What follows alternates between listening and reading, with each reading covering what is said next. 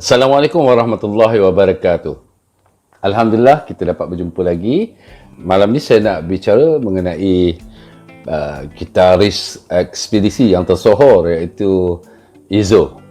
Banyak fans yang cakap saya selalu bercakap pasal Mael dan sebagainya. Malam ni tibalah giliran saya untuk bercakap mengenai Izzo. Sesuatu yang baik mengenai Izzo. Saya tak nak sentuh mengenai apa perkara yang tidak baik. Saya nak imbas kembali kenangan-kenangan manis saya dengan dia. Waktu pertama kali saya bertemu Izzo ni dia pemalu orangnya. Karakter dia dan kurang bercakap. Dia biasanya letak tangan macam ni kalau bercakap dengan orang, dia akan letak tangan macam ni. Itu karakter dia. Dia memang pemalu dan apa keadaan sekalipun dia biasanya akan berdiam diri.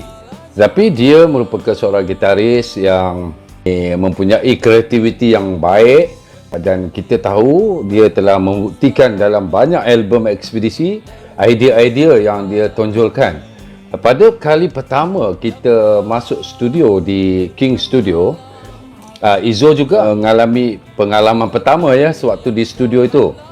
Dan sudah tentulah dia pun juga seperti yang lain tidak memahami sangat selok belok rakaman.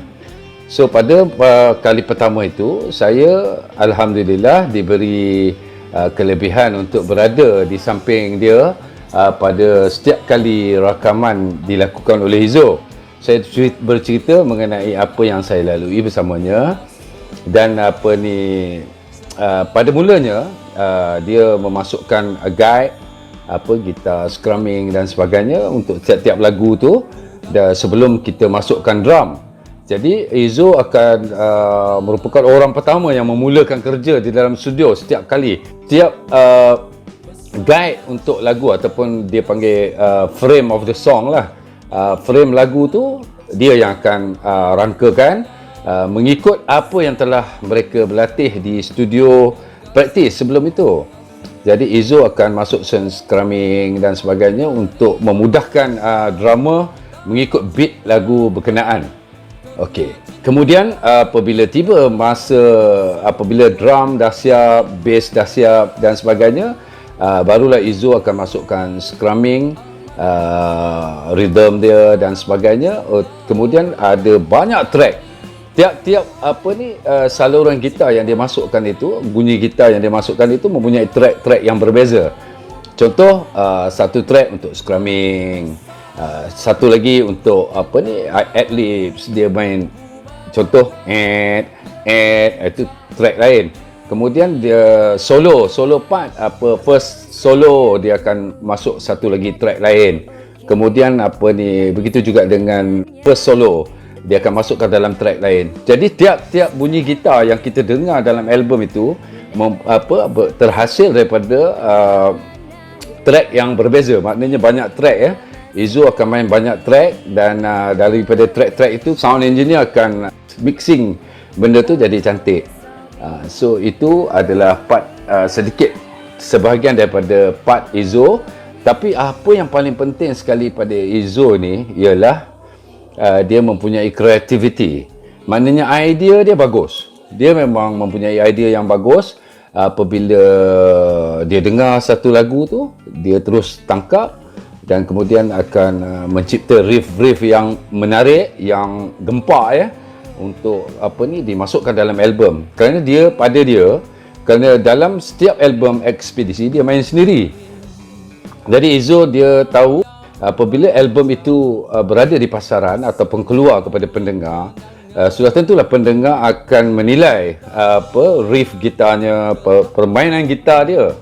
Jadi dia akan menjaga kualiti bunyi gitar dia dan juga rhythm solo dia dan sebagainya. Jadi Izzo akan cuba untuk mengetengahkan suatu kelainan kerana walaupun dia banyak dipengaruhi oleh Metallica dan juga kumpulan-kumpulan seperti Loudness, Malmsteen, tetapi Izzo sangat terkenal dengan tremolo. Dia adalah pakar wah-wah Setiap lagu dia ada wah, wow, wow, wow, wow lagu. Jadi dia adalah pakar wah-wah. Pada saya lah, saya berpendapat bahawa Izzo mempunyai identiti dia tersendiri. Setiap solo dia dalam lagu-lagu, dia akan memainkan wah-wah dia.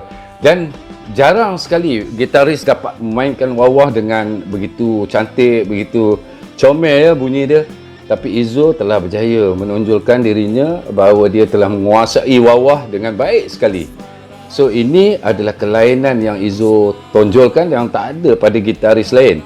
Sehingga hari ini kalau kita tengok daripada semua gitaris yang ada dalam Malaysia, memang ramai yang bagus, ramai yang hebat. Hillary bagus, Man Kidal bagus, dan ramai lagi sekadar menyebut satu dua nama. Tapi Izzo mempunyai identiti dia tersendiri, iaitu dia sangat gemar dengan wah-wah ya. Tapi pada permulaan memang ada yang peminat ataupun orang-orang yang against dia, mengkritik dia, lagu dia sikit-sikit wah-wah, sikit wah-wah. Tapi pada saya, muzik yang dia bawa itu boleh mendapat tempat di hati peminat yang begitu ramai sekali. Itu bermakna dia telah berjaya mewujudkan satu fenomena, iaitu dengan wah-wah dia tadi tu, dia telah berjaya mewujudkan satu image bagi dirinya.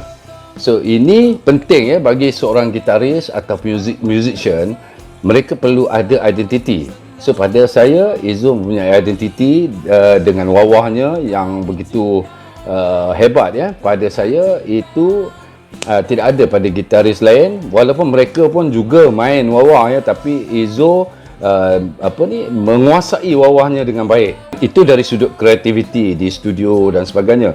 Apabila berada di atas stage, Izzo lebih senang untuk berdiri. Pergerakan dia taklah begitu rancak ya, kerana dia bukan seperti apa yang muzik yang ditonjolkan. Muzik yang ditonjolkan begitu berat, begitu heavy, tetapi dia relax, dia lebih cool, dia cool di atas stage. Kerana mungkin pada saya lah, rasa saya dia mungkin menghayati lagu itu, dia cuba membawa persembahan dia dalam bentuk yang dia inginkan.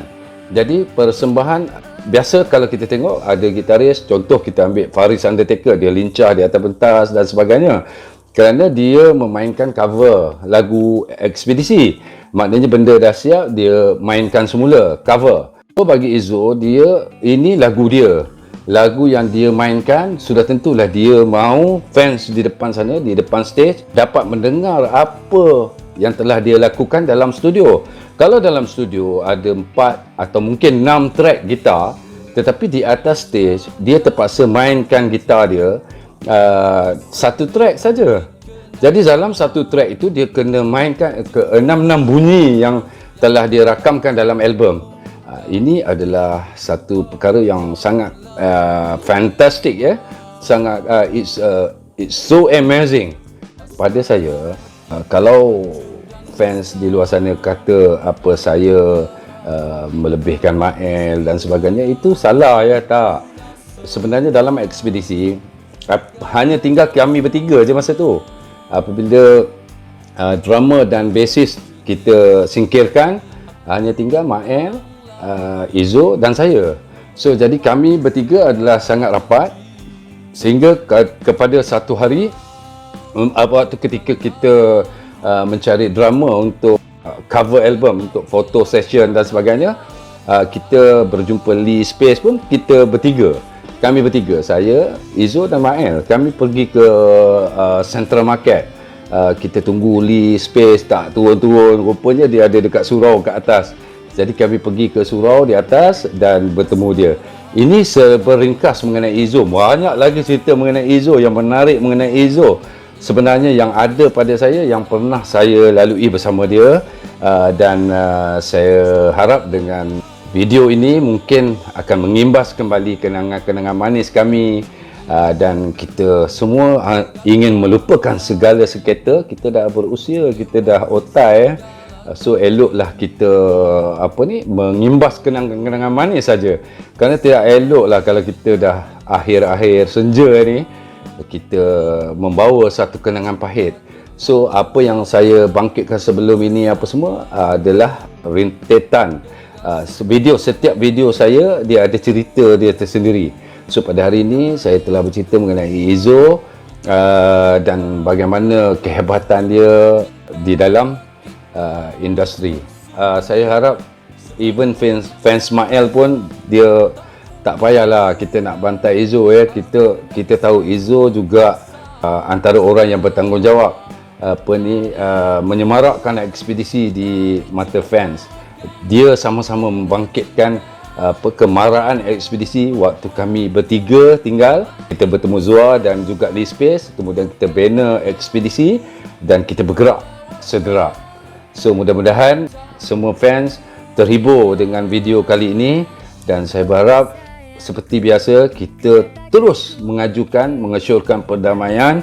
Kita nakkan semua kebaikan datang kepada kita, dan jangan lupa fans walaupun kita berhibur, walaupun kita suka rock dan sebagainya, kita jangan lupa tikar semayang. Kita kena solat, brother. Ya, kalau artis-artis yang kamu minati telah mula tidak meninggalkan solat dan sebagainya, mengapa tidak kita? Kita harus ikut contoh yang baik yang telah mereka tunjukkan kepada kita. So mudah-mudahan kenangan manis ini akan membuat kita semua tersenyum di hari tua ya, sebelum kita melelapkan mata meninggalkan dunia ini. Itulah saja pada malam ini, dan saya sudahi dengan satu kalimat, wabillahi taufiq wal hidayah. Wassalamualaikum warahmatullahi wabarakatuh. Lena yang panjang. Do follow us on Facebook Eddie Badrui Expedisi and Instagram Uncle Eddie Expedisi. Thank you for watching. Bye.